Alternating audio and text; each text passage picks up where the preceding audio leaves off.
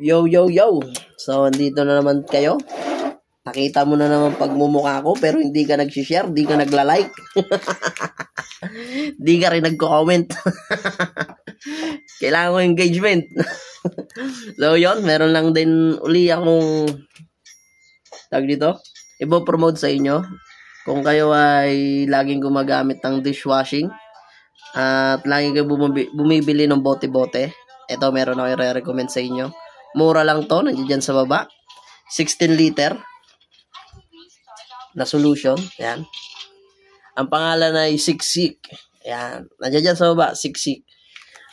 Do it yourself dishwashing liquid. Yun yung nakalagay. So, 16 liter yung solution. Ito yung solution kung tawagin o formula. Ihahalo mo siya sa 14 liter na tubig. Tapos, hahaluin mo lang siya ng mga 10 minutes or above o mas mababa. Goods na siya. Hindi nakagaya ng ibang mga dishwashing liquid na dito na kailangan mo pang antayin ng isang araw. Ito ay 10 minuto lang, matidissolve na kagad to. So, yan. Kung kailangan mo yan, dyan lang sa baba.